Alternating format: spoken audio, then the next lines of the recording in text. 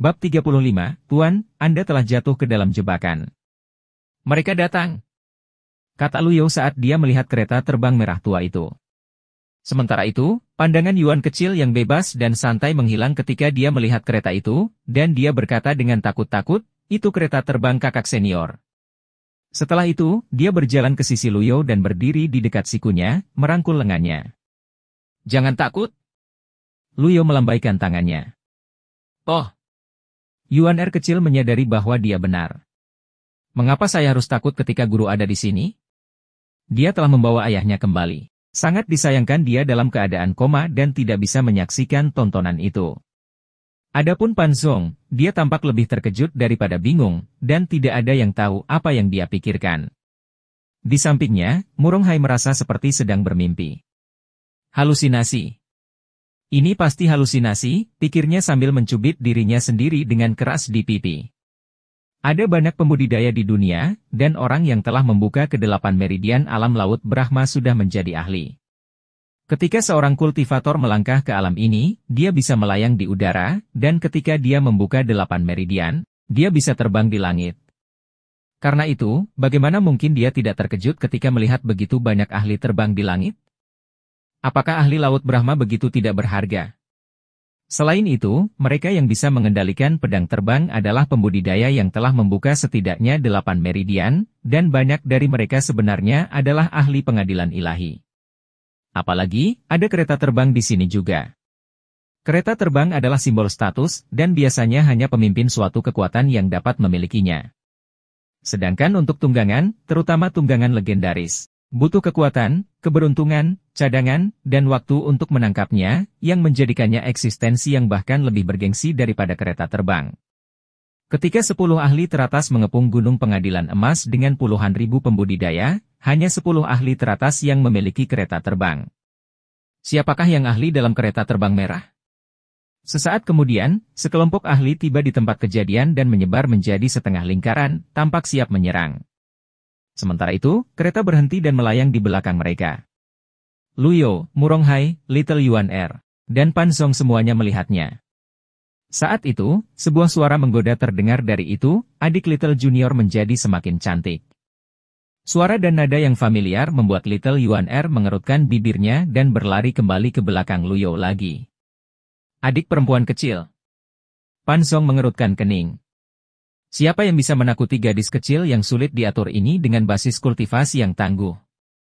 Namun, pada saat berikutnya, dia sepertinya telah mengenali pemilik kereta terbang berwarna merah tua itu. Menyadari apa yang terjadi, dia menelan ludah, dan jari-jarinya mulai menggigil. HMPH, pengkhianat!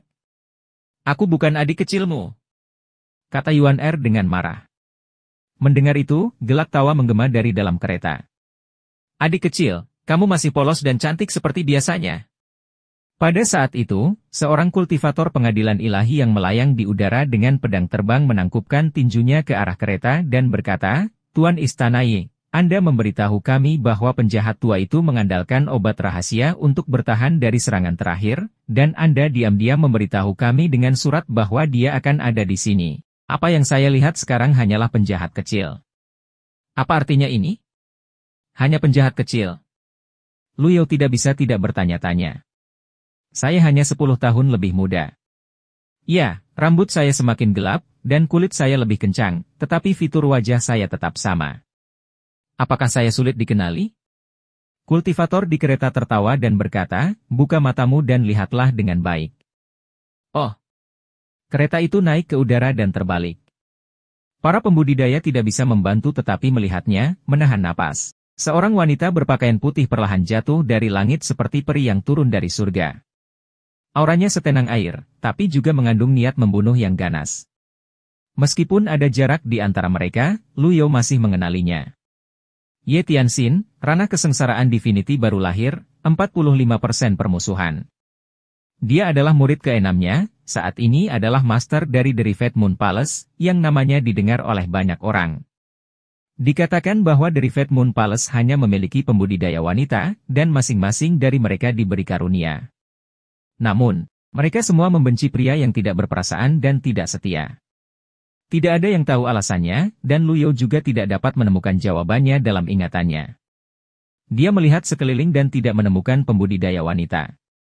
Jelas bahwa dia tidak menggunakan bangsanya sendiri tetapi orang luar, yang merupakan ide yang cerdas. Pada saat itu, para pembudidaya lain juga mendarat, tetapi mereka menjaga jarak dari Ye Tianxin, karena dia adalah Jadevace Shura yang menakutkan. Luyo menggenggam tangannya di belakang punggungnya dan mengistirahatkan matanya pada Ye Tianxin. Temperamen dan penampilannya mengingatkannya pada sebuah puisi. Teratai tumbuh di lumpur, namun tidak pernah terkontaminasi olehnya. Dan dia mengapung di atas air yang melambai, namun tidak pernah menari dengannya. Luyo tidak terburu-buru melakukan apapun, karena dia merasa segala sesuatunya tidak sesederhana itu. Mereka tidak akan memasang jebakan hanya untuk menangkapnya. Murid jahatnya tidak sebodoh itu. Murid tertuanya, kedua, kelima, ketujuh, dan kedelapan belum muncul. Ketika dia mengaktifkan kartu pengalaman bentuk puncak, dia hanya punya setengah jam. Dia harus mencoba yang terbaik untuk menjatuhkan kelompok murid jahat dalam bentuk puncaknya. Semua mata terfokus pada Ye Tianxin. Dia berjalan maju dengan anggun, dan para kultivator berpisah untuk membiarkannya lewat. Setelah mengambil 10 langkah, dia berhenti dan tersenyum, mengarahkan pandangannya pada satu-satunya lelaki tua di tempat itu. Tuan, kamu telah jatuh ke dalam jebakan. Keheningan menyelimuti kerumunan itu. Mata, yang dipenuhi dengan keterkejutan, keraguan, atau ketidakpercayaan, bergeser ke arah Luyo pada saat yang sama. Pria tua yang tampak berusia 60-an atau 70-an. Orang tua ini adalah patriark jahat legendaris dan terkenal, yang pernah membantai 80.000 pembudidaya Rongbei. Apakah ada kesalahan?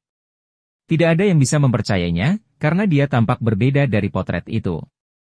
Namun, Ye Tianxin secara pribadi telah menunjukkannya. Dia adalah murid ke-6 penjahat tua itu, dan dia tidak mungkin salah. Swos! Swos! Swos! Para pembudidaya menghunus pedang mereka seolah-olah mereka menghadapi musuh yang tangguh dan memusatkan perhatian pada Luyo. Suasananya sedikit aneh dan tegang. Kedua belah pihak berdiri dari bola mata ke bola, tapi tidak ada yang berani menyerang lebih dulu.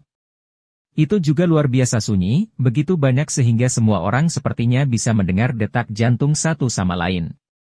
Pada saat itu, Muronghai memandang lelaki tua itu dengan wajah ramah dan tertawa.